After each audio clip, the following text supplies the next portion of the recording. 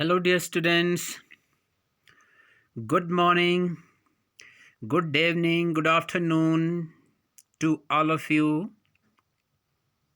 Dear students, पिछले कल हमने अंडरस्टैंड किया था this, that, these, those with parts of speech, the kinds of kinds of pronoun and adjectives. That is similar, demonstrative adjective and demonstrative pronoun. उनके प्रयोग में हम उसे कैसे यूज़ करते थे ये हमने अंडरस्टैंड किया था. ठीक है, आज हम अंडरस्टैंड करने वाले हैं use of each, every, either and neither. इससे पहले कि मैं आपको इसका डिस्ट्रीब्यूशन बताऊं, इसका काइंड्स बताऊं, यूजेस बताऊं, या फिर इसके बारे में मैं आपको अधिक जानकारी दूं कि आज हमारा टॉपिक क्या रहने वाला है, तो सबसे पहले जानते हैं इसका प्रयोग कैसे करते हैं. आम बोलचाल की भाषा में इसे कैसे यूज़ किया जाता है. तो पहले हम एग्जाम्पल के थ्रू इसको अंडरस्टैंड करने की कोशिश करते हैं. उसके बाद मैं आपको बताऊंगा कि आज हम क्या कंपेयर करने वाले हैं. ठीक है, तो आप जैसा कि देख पा रहे हैं, नीदर ईदर, या हम कैसे इसको यूज कर सकते हैं, neither am I is equal to, अगर आप ऐसा भी बताते हैं नीदर एम आई या फिर आई एम नॉट ईदर, तब भी हमारा सेंस इक्वल हो जाता है. ठीक है, अब कैसे करेंगे हम इसको यूज. अब आपने एग्जाम्पल को फॉलो करना है. जैसे कि फर्स्ट स्पीकर का एग्जाम्पल है वो जो दिया है, फिर सेकंड बी का है, फिर इक्वल टू देखते हैं हम कैसे इसका जो है आंसर दे सकते हैं.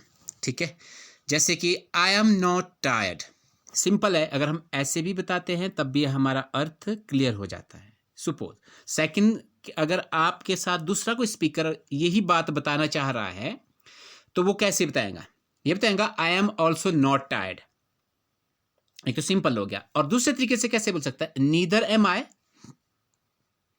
या फिर आप क्या बोल सकते हैं, आई एम नॉट टायर्ड ईदर, यानी कि मैं भी टायर्ड नहीं हूं, बस तरीका अलग है. या फिर आप बोल सकते हैं नीदर एम आई, क्या मैं भी थका हुआ हूं, इसका मतलब ये हो गया, या फिर मैं भी थका हुआ नहीं हूं. नॉट ईदर, नीदर का देखना है, और ईदर का देखो आप कैसे इसका जो यूज करना. सिमिलरली आप देखिए, I don't like studying, neither do I, या फिर I don't like studying either, है ना. उसके बाद देखिए, John doesn't like rice, neither does Tim, क्या जो टिम है वो लाइक करता है या नहीं करता है, यानी कि इसका मतलब ये हो गया कि John doesn't like rice either, वह भी जो है राइस को पसंद नहीं करता है.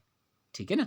उसके बाद देखिए आप, I wasn't ready, you weren't the best, I didn't go to bed late, Sally hasn't called yet, I won't be at the office, Tom can't speak French, you shouldn't be here. ये तो common हो गया अगर आप first speaker के तहत इसको बोल रहे हैं. अगर सिमिलर ही किसी का आंसर रहता अफर्मेटिव में या फिर नेगेटिव में, तो वो कैसे रहेगा आप देख सकते हैं. Neither was I, neither were you, neither did I, neither has Bill, neither will I, neither can Mary, neither should you. Similarly अगर ईदर का प्रयोग करेंगे तो नॉट हम यूज करेंगे. जैसे I wasn't ready either, you weren't the best either, I didn't go to the bed late either, है ना. Bill hasn't called either, I won't be at the office either, Tom can't speak French either, and you shouldn't be here either. तो sense में आपको पता लग गया होगा, फर्क जो है क्लियर आ गया है कि हमने जो है इसे कैसे जो है यूज करना है. क्लियर. सो डियर फ्रेंड्स, ये मैंने आपको बताया हिंट कि आज का जो हमारा टॉपिक रहेगा वो किस पर रहेगा.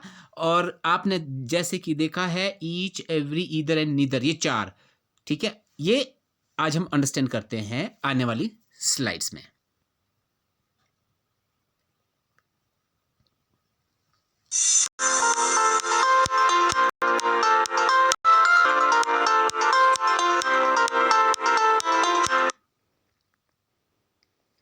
अब और देखिए आप, सो और टू, सो और too, so am I is equal to I am too, so am I is equal to I am too, यानी कि मैं भी वैसा ही हूं, या फिर ऐसा भी बोल सकते हैं, या फिर आई एम टू। जैसे speaker one, speaker B and is equal to too, अगर आप टू का भी प्रयोग करते हैं, जैसे आई एम टायर्ड, अफर्मेटिव में मैं थका हुआ हूं, ठीक है। स्पीकर दो क्या बोलेगा, सो एम आई, यानी कि मैं भी थका हुआ हूं, या फिर ऐसा बोल सकते हैं आई एम टायर्ड ऑल्सो, या फिर I am tired to.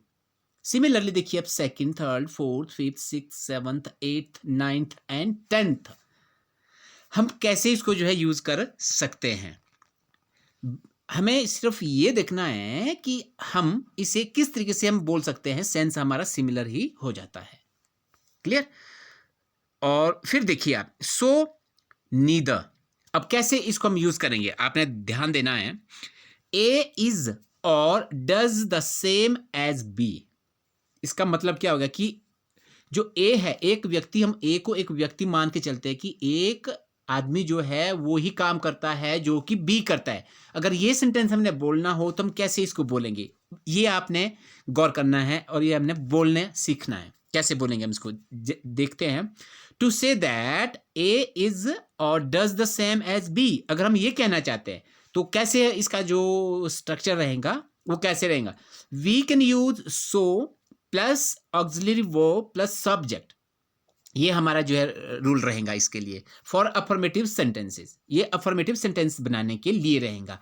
And neither plus auxiliary verb plus subject for negative sentence, neither का प्रयोग नेगेटिव के लिए रहेगा लेकिन उसका स्वरूप ही वो ही रहेगा। सो की जगह हमने नीदर यूज करना है। कैसे, अब अंडरस्टैंड करने की कोशिश करते हैं। ए, स्पीकर ए की बात करते हैं, आई एम फ्रॉम लंदन, क्लियर। अब क्या बोल रहा है बी, सो एम आई, यानी कि मैं भी लंदन से हूं, इसका मतलब क्या आ गया, सो एम आई का मतलब क्या हो गया कि I am from London too, कि मैं भी लंदन से ही हूं। तो ये हम फर्क पड़ता है अगर हम इसको इस तरीके से यूज करते हैं कॉमन कम्युनिकेशन स्किल्स के लिए। सेकंड देखते हैं, आई एम नॉट टायर्ड, नेगेटिव हो गया ना, तो बी कैसे बोलेगा, नीदर एम आई, क्या मैं भी नहीं थका हूं, या फिर नीदर एम आई कि मैं भी थका हुआ नहीं हूं, या फिर I am not tired either, ठीक है। फिर और देखिए, what auxiliary verb do we need, अब ऑक्सिलरी वर्ब क्या करता है, क्या हमारे लिए आवश्यकता होती है, इसके बारे में देखते हैं। आफ्टर सो और नीदर, नीदर सो के बाद we use the same auxiliary और मॉडल वर्ब, ये भी ध्यान रखना है, मॉडल और ऑक्सिलरी वर्ब सेम यूज करेंगे जो नीदर और सो से पहले यूज हुआ होगा, as in the first sentence, ठीक है। जैसे कि be, do, have, can, will, must etcetera. अब एग्जाम्पल देखते हैं, Thomas is not going to the party, याद रखना आपने, टॉमस इज हमने यूज किया है, तो उसके बाद भी हमने जो है, जो सेकंड जो हमारा जो वक्ता अगर बोलेगा या फिर जो हम यूज करेंगे, जैसे नीदर इज सैली, अगर इज हुआ है तो सेम वर्ब हमने जो यूज करना है जो हमारा रूल था, ठीक है। सेकंड देखते हैं, I will be here eight 7, I will be here, ठीक है। तो बी क्या बोलेगा, सो विल आई, वो ही हमने helping verb, auxiliary verb, modal verbs है ना यूज करनी है।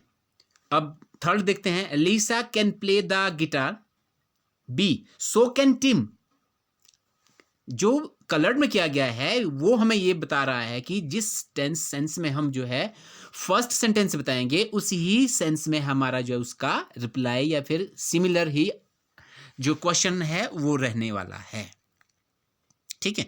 When there isn't an auxiliary or modal verb in the first sentence, अगर फर्स्ट के सेंटेंस में पहले वाले वाक्यों में अगर ऑक्सिलरी वर्ब, सहायक क्रियाएं या फिर जो है मॉडल वर्ब नहीं है, we use do does for present.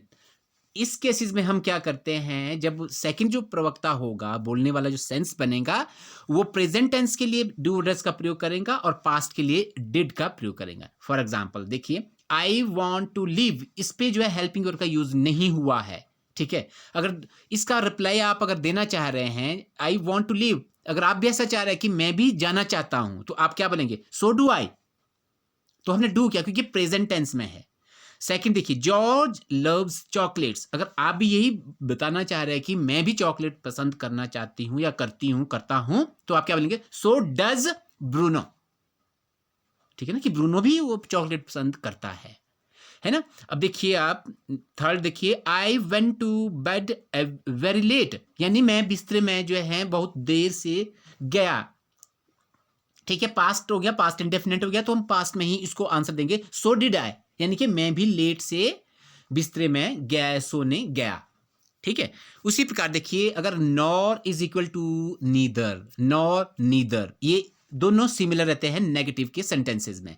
We use nor instead of neither. हम नीदर के स्थान पर नॉर भी यूज कर सकते हैं। कैसे?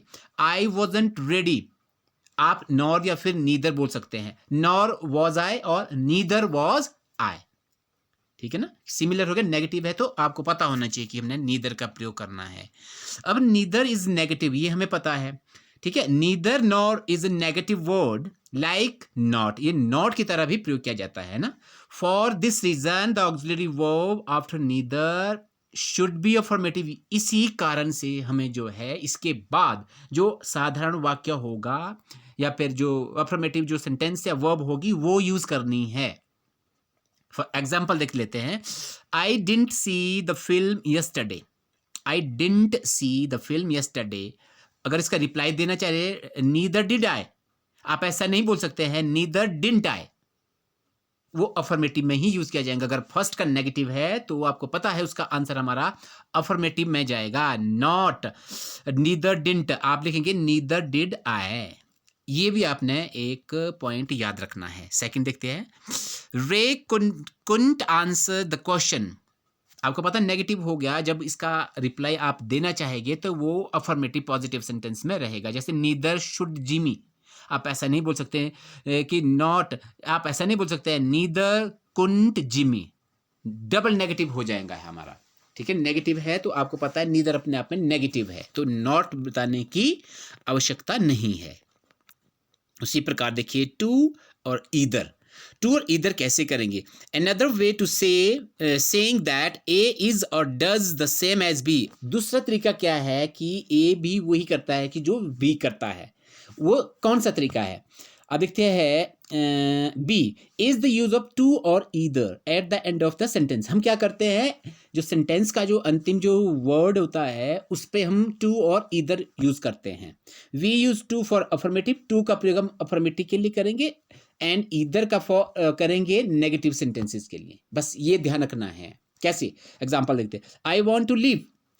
ठीक है, अब आपको पता है ये अफर्मेटिव है तो आंसर क्या रहेगा? B, I want to leave too. ठीक है, आई डिडंट गो, नेगेटिव है, I didn't go either. Clear? अब आ जाइए आप, आज जो टॉपिक है वो रहेगा distributive adjective, distributive pronoun. Similar word जो इसमें यूज किया जाएगा, ईच, एवरी, ईदर और नीदर। आज ये हम अंडरस्टैंड करते हैं कि ये कैसे हम आइडेंटिफाई करेंगे कि ये डिस्ट्रीब्यूटिव एडजेक्टिव है कि डिस्ट्रीब्यूटिव प्रोनाउन है। सबसे पहले डिस्ट्रीब्यूट को अंडरस्टैंड करते हैं, ये डिस्ट्रीब्यूट है क्या चीज है। ठीक है, ये एडजेक्टिव है जिसका मतलब क्या होता है, concerned with the supply of goods to retailers. एक मीनिंग तो ये हो गया कि रिटेलर जब सप्लाई करता है, किसी चीज का वितरण करता है, तो उसके लिए बोलते हैं डिस्ट्रीब्यूट। ठीक है, जैसे कि transport and distributive industries, transport और डिस्ट्रीब्यूटिव वितरण जो है उद्योगों का जो है वितरण। ठीक है, और इसका मतलब क्या होता है, concerned with the way in which things are shared between people. अब ये उन लोगों के लिए भी यूज किया जाता है, वस्तुओं के लिए भी, जिन व्यक्तियों के बीच इसका जो है वितरण किया जाता है। जैसे कि the distributive effects of public expenditures, उनके बीच का जो एक्सपेंडिचर है ना, खर्चे हैं, वो कैसे उनका वितरण किया जाता है। अब ग्रामर की अगर हम बात करते हैं ऑफ डिटर्मिनर और प्रोनाउन, डिटर्मिनर की बात कर रहे हैं तो हमें पता है डिस्ट्रीब्यूटिव एडजेक्टिव की बात हो रही है। डिस्ट्रीब्यूटिव प्रोनाउन ऑलरेडी हमने जो है अंडरस्टैंड कर दिया है, ठीक है।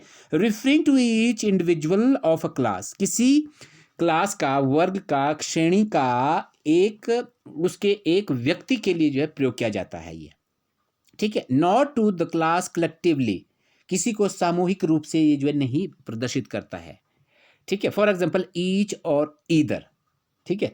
अब देखिए अगर मैथमेटिक्स की बात करते हैं तो डिस्ट्रीब्यूटिव का क्या मतलब होता है, ऑफ एन ऑपरेशन, किसी भी ऑपरेशन का, ठीक है ना, सम का, फुलफिलिंग द कंडीशन दैट, किसी कंडीशन को पूरा करने के लिए कि when it is performed on two और more quantities already combined by another operation, the result is the same as when it is performed on each quantity individually and the products then combined.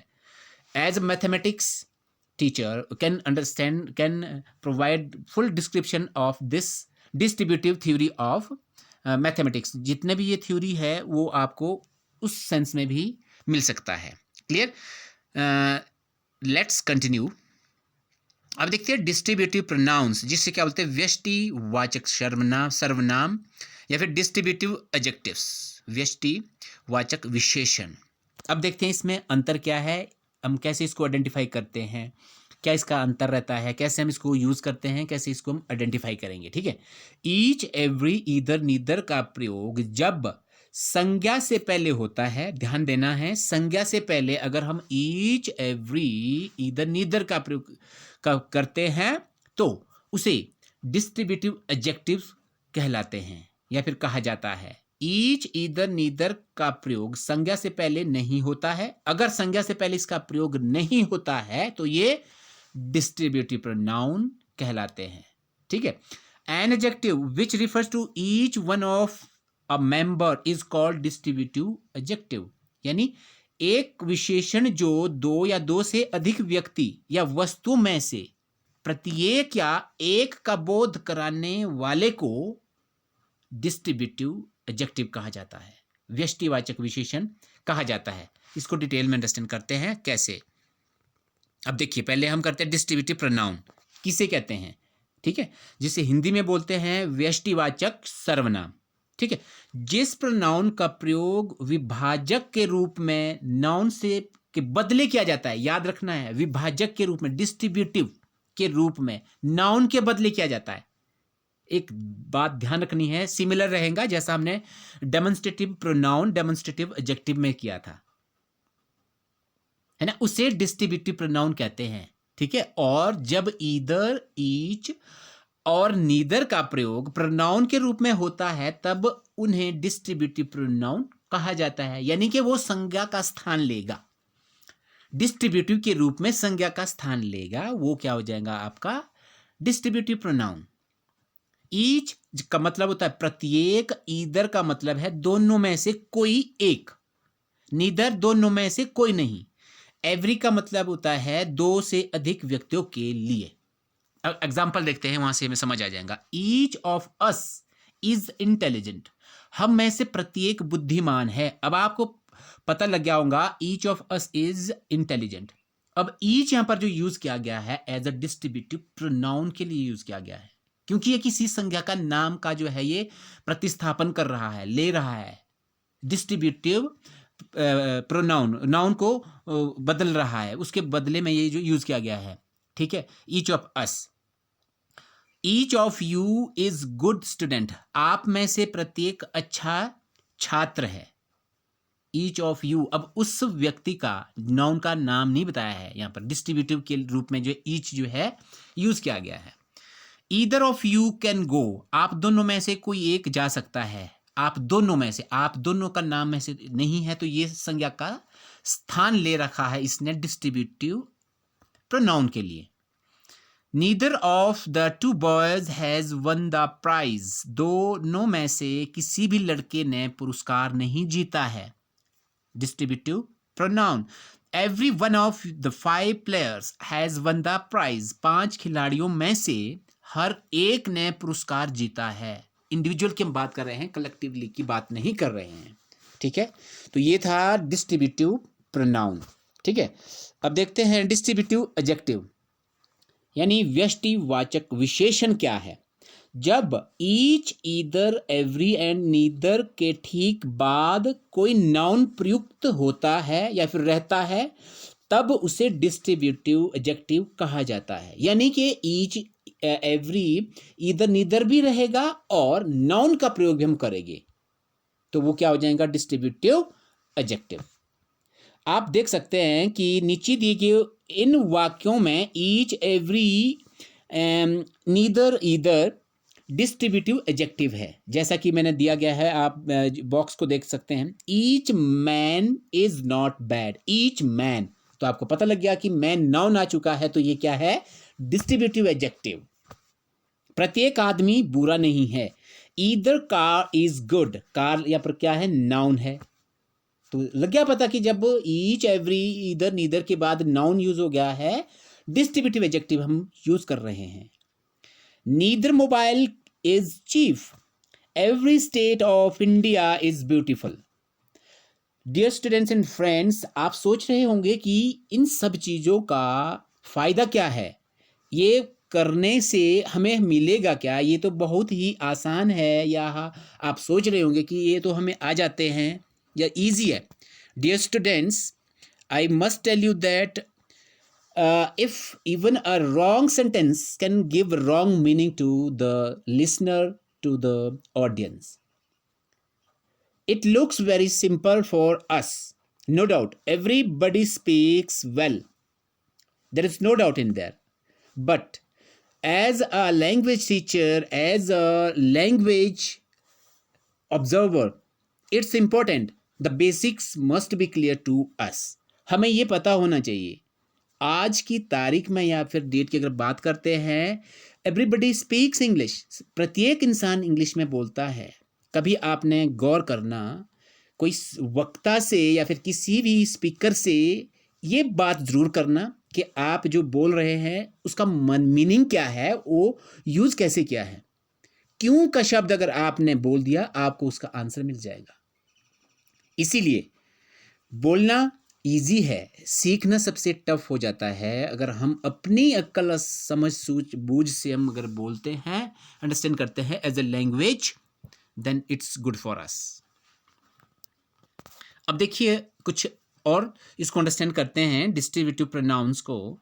Distributive pronouns is that pronoun, वह pronoun है which describes members of a group individually, व्यक्तिगत रूप से उसको describe करेगा किसी भी group class का, नॉट कलेक्टिवली। जैसा कि हमने पहले भी ये अंडरस्टैंड किया है। It refers to a person और a thing taken one eight a time and hence always singular. ये भी पता होना चाहिए कि वो सिंगुलर में ही यूज किया जाता है। The pronoun that is use to indicate all members of the representative group are called distributive forms. In many instances, distributive pronoun is used with a plural noun, but singular verbs, especially when verb likes each, either and neither are followed by the word of. क्या मतलब हो गया? ये singular में use किया जाता है। इसके साथ जब भी हम वर्ब यूज करेंगे तो सिंगुलर ही यूज करेंगे, ईच, ऑफ, और इसके साथ हम क्या यूज करते हैं? ऑफ यूज करते हैं। Neither of, each of you, every one of you. ठीक है, अब जैसे कि देख सकते हैं आप, each of the articles through definite light on the subject, each of the articles through definite light on the subject. ठीक है, neither of the children is eligible. आप सोच रहे होंगे कि चिल्ड्रन प्लूरल है तो इसके बाद आर आना चाहिए था, क्योंकि हमारा सब्जेक्ट चिल्ड्रन नहीं है, सब्जेक्ट नीदर है। ठीक है, neither of the children is eligible to draw the benefits. Either of you is all right for the job. आप सोच रहे होंगे यू के बाद is क्यों आया? क्योंकि सेंटेंस में हमने ये फाइंड आउट करना होता है कि सब्जेक्ट है क्या, किसको हम सब्जेक्ट मान रहे हैं। Any of the candidates is qualified. Either of the road leads to the railway station. ठीक है, उसी प्रकार देखिए, distributive pronoun is always singular and use with singular verb. मैंने पहले भी आपको ये क्लियर करवा दिया था, है ना। Each of you is different, neither of this is correct. ठीक है, the pronoun is use to indicate all members of the representative group. यहाँ पर जो प्रोनाउन जो यूज किया गया है वो ग्रुप के रिप्रेजेंटेटिव को ग्रुप को जो है रिप्रेजेंटेट कर रहा है, रिप्रेजेंट कर रहा है, ग्रुप के प्रत्येक मेंबर को रिप्रेजेंट कर रहा है। क्लियर? उसी प्रकार देखते हैं अब डिफरेंस क्या है इन दोनों के अंदर। जैसे कि वो तो क्लियर ही है बात इससे जो मैंने बताया आपको। जो आपका नाउन का जो स्थान लेगा वो डिस्ट्रीब्यूटिव प्रोनाउन, जो नाउन के साथ दोनों यूज किए जाएंगे, ईच प्लस नाउन, वो डिस्ट्रीब्यूटिव एडजेक्टिव है। अब देखते हैं example, each of them was given a chocolate. अब ये क्या है? डिस्ट्रीब्यूटिव प्रोनाउन है, क्योंकि ईच ऑफ देम इसके बाद हमने जो है नाउन नहीं यूज किया गया है। ठीक है ना? ईच बॉय, अब देखिए आप, ईच भी है और बॉय भी है। बॉय क्या है? नाउन है। Each boy was given a chocolate, ये क्या है? Distributive adjective.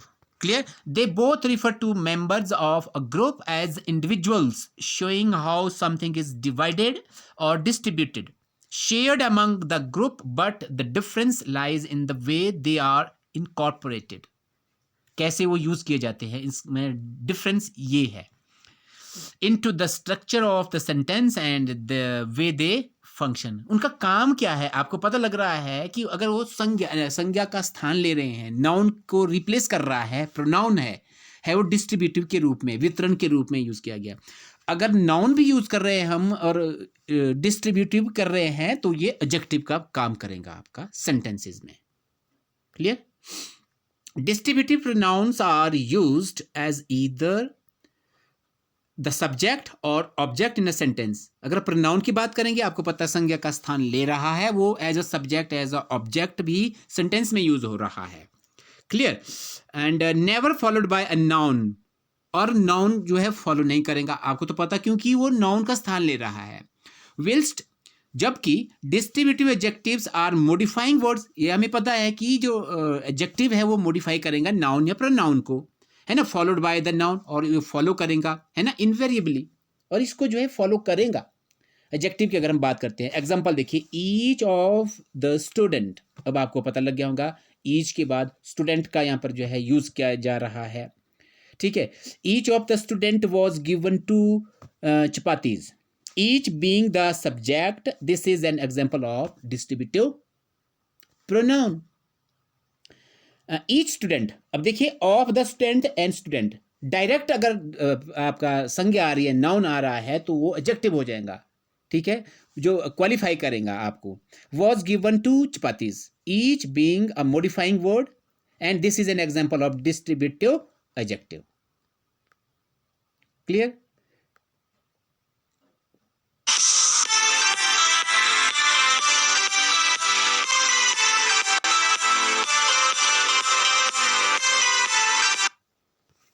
That's all, dear students.